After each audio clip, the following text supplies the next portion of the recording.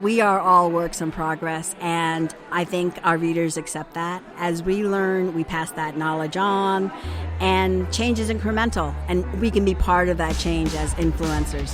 We know better, we teach better. Welcome to Travel Matters, the official podcast of TBEX. Here are your hosts, the Radio Vagabond, Palle, and TBEX CEO, Rick Calvert. Welcome back to Travel Matters and another episode recorded at TBEX Europe in Marbella that was taking place just a few weeks ago. My name is Palle and I'm in Portugal right now after TBEX Europe, and Rick, you're back in the US. Yep, good to see you again, Palle. Good to see you. This week's interview is something that we spoke about at the end of the last one, and so we're not going to say a whole lot about it for right now, other than it's super interesting and super important. We now have two guests. It's Rachel Heller and Shobha George. Shobha. That's right. Shobha. It's easy. It's just the way it's spelled, Palle. Shobha. With the silent H. Shobha. It's not like Philip. No, and it's not Palle. Exactly. Or Palle. Yeah. You did a session yesterday promoting responsible tourism in content creation, and I wasn't able to attend it, but this morning we had breakfast and got into a long conversation about what that is. I'd like for you to just share with us, for the people who didn't attend the session, what was it all about? In a few words. We talked about, there was a session before us which was about environmental sustainability. So we stayed more or less away from that, and what we wanted to talk about was social sustainability or responsibility and economic responsibility. And what that means is sort of a set of behaviors, things that you do or you should do or you should not do when you're traveling, and particularly how to write about these things and encourage the same sorts of behaviors in your readers or and audiences. We provided a checklist as well that would help people, go over their content after they've created it to ensure that they've thought about some of the things that we had talked about. Yeah. But should we, as content creators, set as a good example? Exactly. Exactly. Modeling I think behavior is a big thing. We use the term influencers, and we throw that term around all the time, and sometimes we reject that term. But the fact is we are influencers. In other words, people read what we write, and will often take the advice that we put down or actually copy what we do. So we need to be careful about what we do, and we need to explain the choices we make. And more than writing, also the photos that we take. People draw conclusions from the photos we take. It's not just what they read, it's what they see. So your checklist, is it a list of things that you should do or a list of things you should not do, or is it a little bit of both? It's mostly in the positive. Yeah, it's mostly have you done X, Y, and Z? Yes. In this content. For example, the very first one is, have you made your subject the center of your content instead of yourself?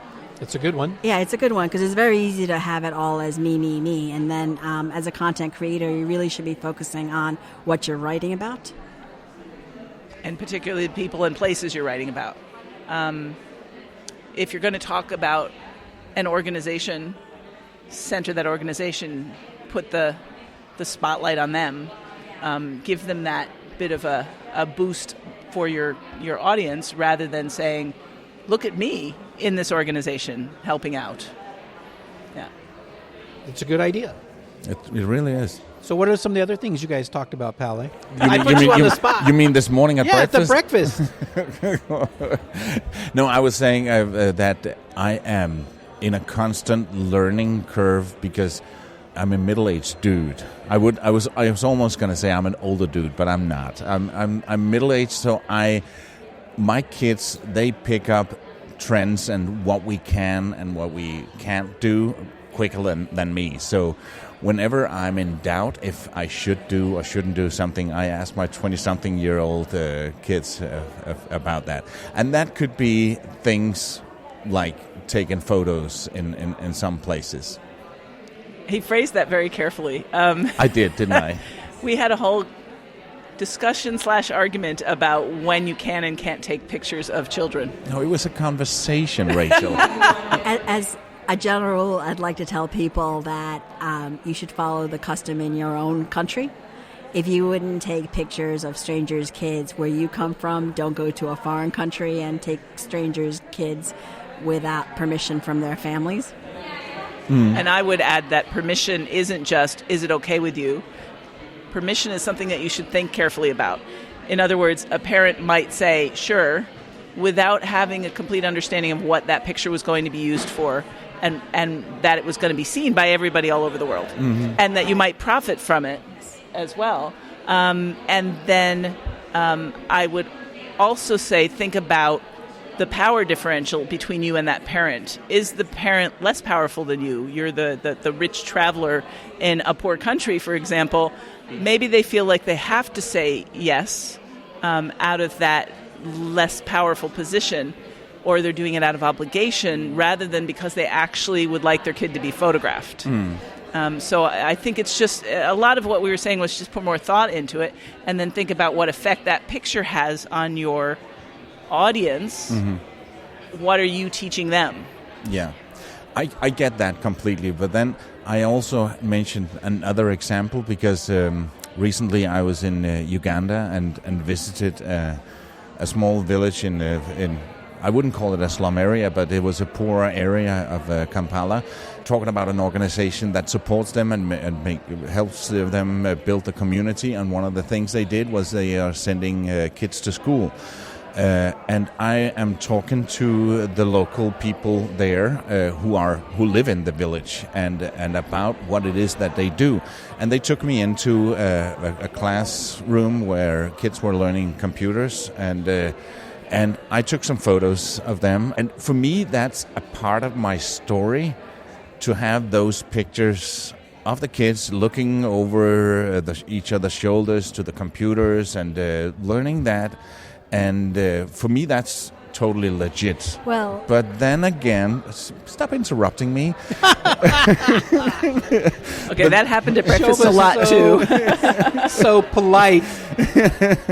And what I said this morning is that I'm arguing for that is okay because that's part of the story today, but I might see it differently in 1 or 2 years, and I might even look back and listen to this episode of Travel Matters and be embarrassed for me even halfway defending my stand on this. See, I would argue, and I did that this morning as well, I would argue that if you want to take pictures of those children working on those computers, I either get their parents' permission, informed consent, or what's probably easier is to get to the back of the classroom so that you can get a back view of them so they're not identifiable and that their faces don't show. Or their hands on the keyboards, that sort of thing. It's a matter of using photography creatively. Yeah. And so you could get pictures that don't necessarily show identifiable faces. I think you're in trouble, Palle. Yeah. But I'm Danish, you guys are American, and we're more flexible on that. So maybe it's because from where I come from. Let me ask but this. then I'll stop interrupting me. But then also I have to realize that a lot of the people that go to my website there are in the U.S. So and I wanna do right. Go ahead, Rick. I just want to say Palle took pictures of my kids, and now I feel violated. No, and I didn't get a signed consent. Definitely did not. But seriously, I understand your point, absolutely 100%. And I think it's a very good point and a fair point, especially if you're in a place, just to be polite. Let's start there. But secondly, if there's any kind of safety concern that you're putting someone in danger, you really should think about that before you take their picture. And yes, I know if some stranger takes a picture of my kid playing on the playground or at the beach or something, I would go up to that guy and say, what the hell do you think you're doing, dude? Mm-hmm. Who are you? Why are you taking that picture? So, but exactly. Isn't it something when you're in a public space? Well, Well, on the street. okay, so again, I'll put some more context. If you're taking a picture of my child on the beach by themselves playing in the water and there's nobody else around, I gotta have a problem with that. If you're taking a picture of a crowd of people and there's maybe some children involved, and again, the safety's not a concern, I don't have a problem with that. That's a picture of people in public. Sounds like the classroom I was in. It's not an individual. And I think what you said is the same thing they suggested. You actually took a picture from behind the kids at the computer. I want the look in their eyes. I want the personality. And by the way, I don't think that's wrong either. Ladies, I want you both to chime in after I say all these things, my opinion. I don't think it's wrong to take that picture and have that angle so you could see their expression, like they're happy, they're learning. It's a moment of light in their life to be able to get this education. Yeah. I think that's great. But I think the informed consent, like you said, Rachel. So this is my question, because I heard what you said as well about you're asking from this position of power and this person has less power than you. Can it be done? Could Palle go to this child's parent and say, hey, I'd really like to take a photograph for my story that I'm doing of your child at the computer so people can see what your child's learning and your child is excited by it. I'm going to share this on my blog. People around the world can read it. Are you okay with that? I'm not going to sell the photo. Yeah. Is that okay? In Western schools, what they do, at least in my kids' schools, is if there is going to be photography that will be made public later, or someone's coming in, they ask for a release from the parents a couple of nights before, and you have to just sign up and say it's okay for photos to appear, whether it's for the school brochure or any other thing. So you could do that before you show up at the school, say, I would like, and then the kids whose parents have said yes, you could take that. But that takes out the position of power difference. In this case, you have in your case, you're showing your example that you're giving, it's equivalent power. You're in the same culture. You are equally powerful. But even in the situation where you're talking about somewhere in the developing world, there's more of a differential in power. And but they don't have to say outside. yes. They don't have to say yes, but they have to understand. They might be saying yes for the wrong reasons. Yeah. But then again, I was invited by the village. I was invited by the organization, and they took me into the classroom. And I said, "Is it okay if I take pictures?" I actually said that to the teacher and the people from the organization, and they said, "Sure, of course." Yeah, it's a tough one. I don't have an answer for that one. Yeah. So I'm sorry, I want to pin you guys down on an answer here. In Palle, the example Palle just gave, is that okay? Or in your opinion, it's not okay? The school said yes, the village said yes, and he took the picture. He felt like he explained it to them adequately. I think it is, yeah. Generally, if the school says yes, you end up saying okay. Yes. I'm not sure it really is okay. I would be very curious to know if those parents actually agreed. Okay. From a position of understanding what it was going to be used for. Yeah, and in my example that I gave, where I explained it to the parent, I told them what I wanted to do, I asked them, is it okay? They say yes. Is that okay? Where are you? I really do think it makes a I'm difference here in where what you are. context. Okay, well, you were Are in you at Africa. a school? You're at a school. Or Okay, whatever. yes. Yeah. Let's say I'm at a school, In Spain. and I want to, I'm in Africa. I'm at a school See, to in me, that's Kenya, different. and I want to take a picture for some story that I'm writing. So there's no circumstance where the parent could say it's okay, and for me to take the picture. Well, I think it is okay. That's what I I'm very think clear she with. and We I'm more don't extreme agree about on this. because I think parents have the ability to say yes or no, and I don't necessarily want to infantilize them by saying, "Oh well, you don't know what you're agreeing to." No, okay. I'm with I Shobha. get your I'm with point. you. I get your point. I mean, to some extent, yeah, I suppose that is to some extent what I'm saying. But at the same time, even if they understand what you're asking, are they agreeing because you're the one coming in with money, with a certain level of power that they don't have, that power differential? And of course, there's the whole race issue as well. If you're white and they're black, there's also that difference in power. In many But it's their situations. country. In their country, where you're surrounded by other black people. Yeah, And it's their where country. You're a tourist coming in with money. Yeah. Okay, but But I mean, they don't necessarily think of it as he's not their giving them money. Yeah, he's not giving No, them but money. actually- They're not selling their children's picture rights. But are they saying okay? They're not necessarily because they're feeling like they don't have a way to say no. I think I don't. you need the And context that worries of the situation. me. Yeah, You need the exactly. con- And I think the context that he gave, it's probably okay. Okay. Yeah, I would say that. But I can't say it's okay in every situation because I think it often gets agreed to because, there's, what else am I going to say? It's polite sort of thing.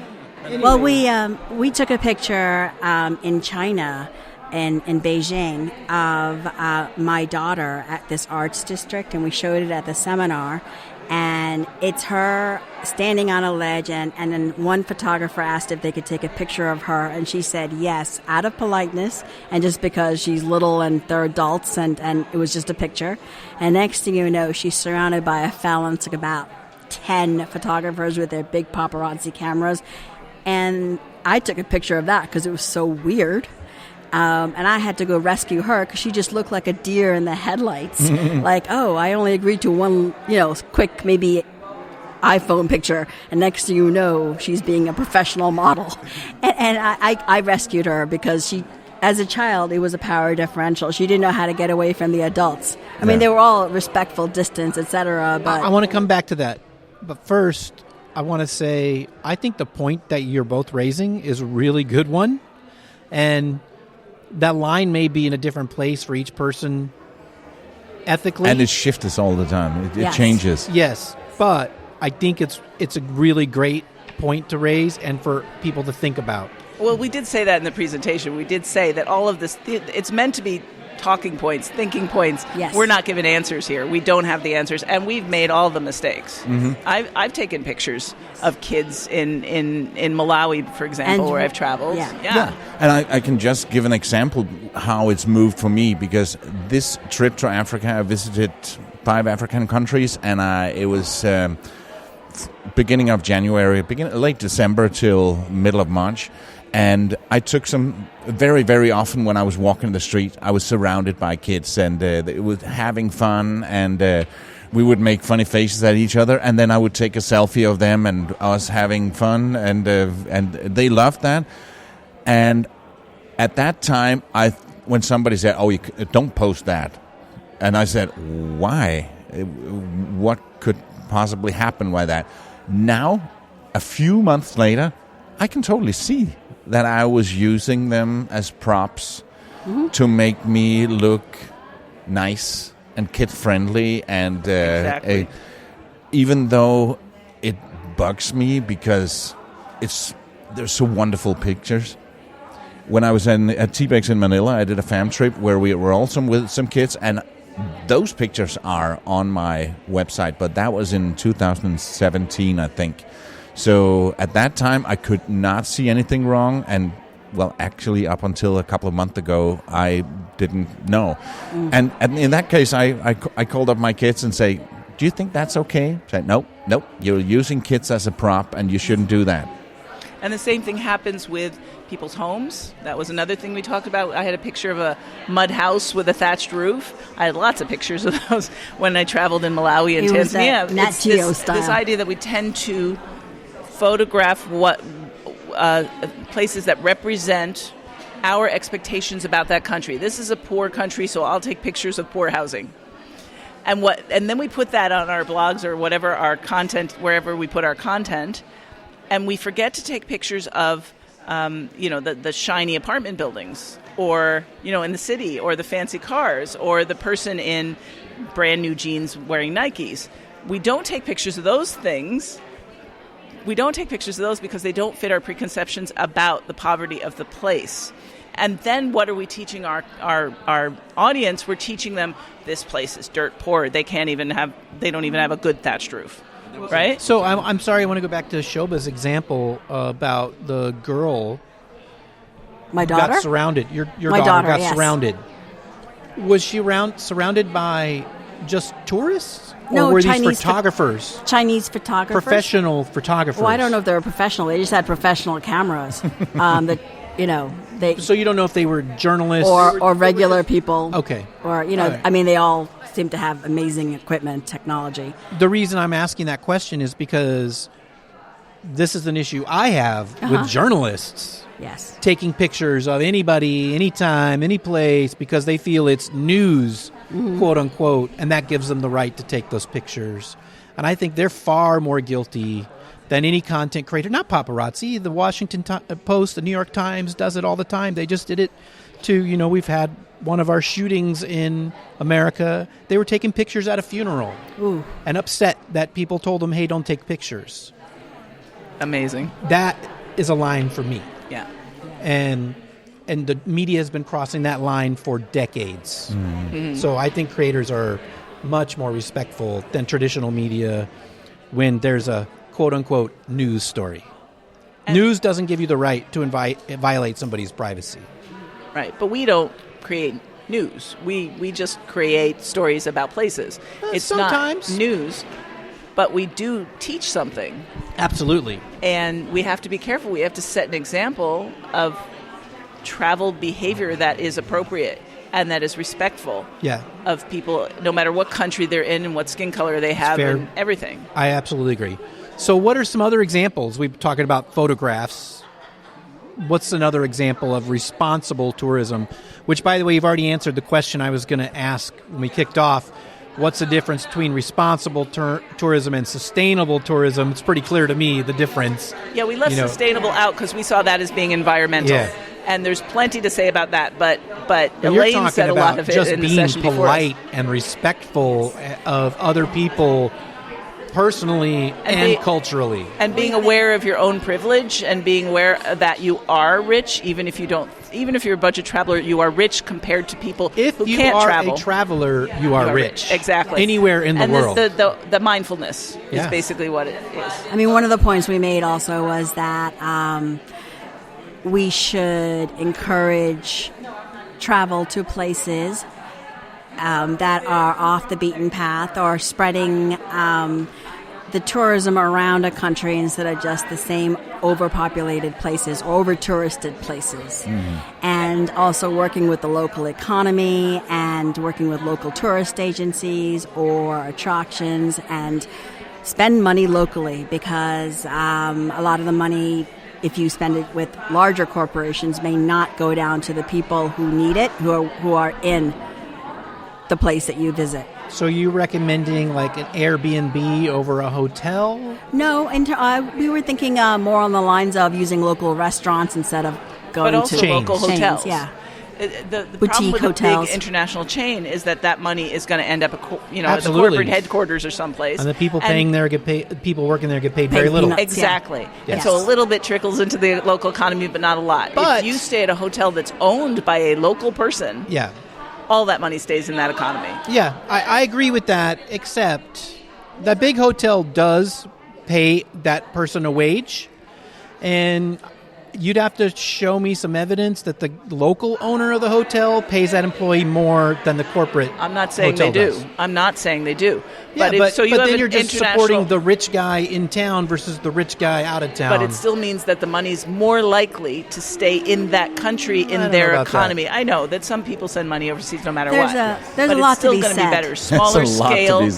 Smaller scale local places are what we would encourage. On the surface, I 100% agree with you. Mm-hmm. But also, living in the real world, I know that the rich guy in town doesn't spend his money in the poor part of town. No.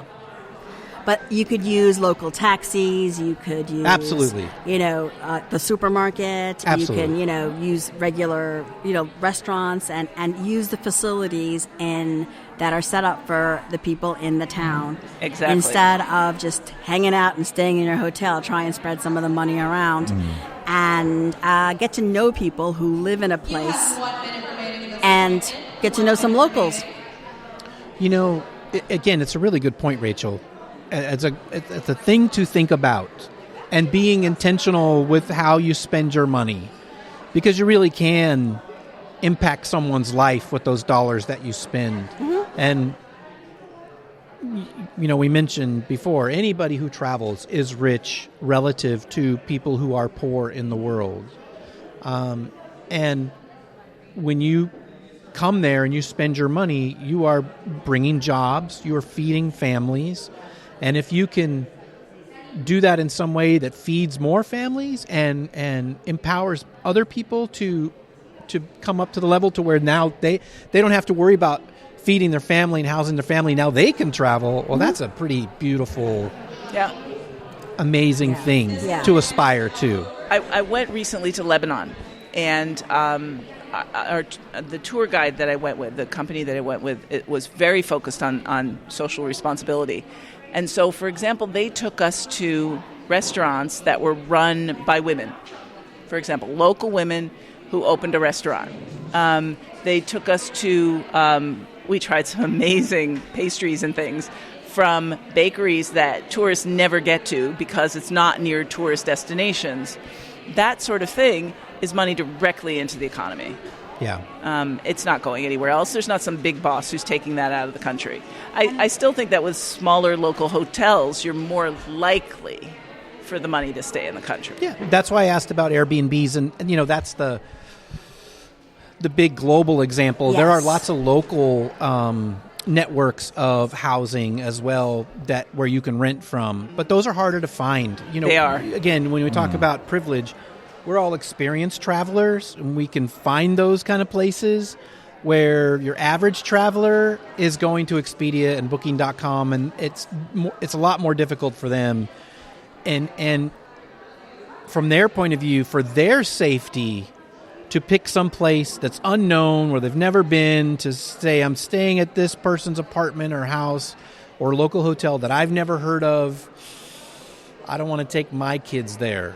You understand why people make that decision? And so the big chain hotel is a known quantity. Yeah. And so they'll choose that. This might be their first that. trip or their only trip in their lifetime. We're unique. We're rare exceptions, the amount of travel that we do compared to your average traveler. But that's just our point. Content creators should then, we're the ones who are more experienced. We could go to that local hotel that we managed to find, stay in it, and recommend it. Yeah, I agree. That's my point. Yeah. And then they'll feel a little more confident to stay in that place they've never heard of because I've been there and I said this place is good and it's local and they do great stuff in the community and whatever. Yeah, you see? I agree. So we need to encourage that. Doesn't mean that they should just set out on their own necessarily because they may not feel comfortable doing that, but we can set that example. We can send that message. Airbnb is a particularly difficult problem because Airbnb adds to some of the problems that local communities face with shortage of housing. And so we do have to take that into consideration. But there are other agencies and rental agencies or booking agencies that are more local, that are smaller than the big multinational booking agencies that promote local hotels. Yes. I know, for example, in Italy, there's charminghotels.com, and they're small, but they are actually small little hotels, and they're great. So, it is possible, and as content creators, we have the obligation to push some of those as well, and not just the big money-making affiliate links that come with the big hotels. Exactly. I feel this is such a big topic, and I'm sure there's something we're going to talk about again on Travel Matters over the years it's to It's come. a thought-provoking topic. It's so thought-provoking, and I hope I didn't come off as a total douchebag, but I can only say that we can always strive to do better tomorrow than we did today. So really an interesting conversation, and we didn't even get into elephant riding and dolphin swimming. That's a whole other matter. Oh, don't even well, we didn't do that. No. I was going to say we are all works in progress, and exactly. I think our readers accept that, and that as we learn, we pass that knowledge on, and change is incremental, and we can be part of that change as influencers. We know better, we teach better. Exactly. Thank you so much. Thank you both. Tell us where we can follow your platforms and your blogs. Oh, my blog is Rachel's Ruminations at rachelsruminations.com. And my blog is Just Go Places, and it's at justgoplacesblog.com. Okay, we will put the links in the show notes. Thank you so much. Thank you, Rachel. Thank you, Shobha. Thank you for having us. See all the links mentioned in this episode in the show notes and on tbexcon.com/podcast. An important provocative conversation, and I think they raise some really important points and very complicated. This is by no means the end of this discussion. It's the beginning of this discussion, and I'm interested to see what other people think about this discussion here. Yeah, exactly. And actually on TBEX on Facebook, where we also post this episode, we would love to hear your thoughts on this topic. So let us know in the on TBEX on Facebook. Actually, on Facebook, it's Travel Bloggers Exchange. Okay, Travel Bloggers Exchange. That's the full name and the what it used to be. Now it's just TBEX. Yeah, that's what it was many years ago, and we couldn't change it. So that's what it is. That's fine, as long as you can find it, and we'll link to it in the show notes of this episode. So just look at your podcast app and go and find it. And by the way, I would love. I agree, Palle. I'd love to see some comments about this conversation. But more complicated than, Palle's wrong. I'd love to hear people say, this is what I think. This is why, this is what I think the implications of that decision is. And this is why I think this is the right thing versus the wrong thing. Yeah. And not to troll anybody, but just to really have a discussion. I'm totally fine with people saying that I'm wrong because, as I said, I'm here to learn, and I don't feel I'm wrong, by the way. But I would love for people to comment, and maybe I'm pretty sure this is something that we're going to talk about later, and maybe even if you post some interesting comments and you want to come back here on Travel Matters and challenge us. I think that would be so amazing because it's, like we said, it's important. I agree. I'd love to hear what other people have to say. Cool. And with that, all I want to say is you do not want to miss next week's episode. We have two amazing gentlemen on the show. One is Francis Tapon. Francis Tapon. Tapon. Put your tap on. And he's such an interesting traveler. He just visited every single country in Africa, all 54 nations, and right now he's in the process of writing a book with 54 chapters about his trip and every different country. But he's been all over the world, and he's really traveled extensively in Spain as well, which is why I originally reached out to him about speaking at TBEX. I known about Francis for a long time, but we had never met. And when I did email him, he said, you know what? I've always wanted to go to TBEX. I just, was always busy doing some other things. So this is a perfect excuse to come. And we have a great conversation with him here. Yeah, and the way I met him was on a PBEX where we were doing the hike, and I had a T-shirt on where on the back of my neck it said the Radio Vagabond, and he came up from behind and tapped me on the shoulder and said, "Are you Palle?" And that made me feel like a rock star because apparently he was listening to my podcast. Francis Tapon knew who you were. Yeah, that I thought, okay, this is where my life peaks. It's all downhill from here. And then we have a regular back, Michael Collins, for a super interesting conversation. I was actually able to sit in on 60% of Michael's talk here this time, which I don't always get to do. And I started taking notes right away. He said some provocative stuff about Facebook advertising and Google search and Google advertising. And we get into that in this conversation. Michael's always talking about the latest thing and stuff that's really important both to creators and to DMOs and travel brands. So there's a great interview, I think. Absolutely. And that's coming up in next week's episode of Travel Matters. My name is Palle, and I'm not. You're Rick Calvert, and we'll be back next week with another episode and a super interesting episode with Francis and Michael. Thank you, Palle. Bye-bye. This episode of Travel Matters was hosted by TBEX CEO Rick Calvert and Radio Vagabond Palle, and produced by radioguru.co.uk. See more about upcoming TBEX events on tbexcon.com. You can follow Palle on theradiovagabond.com.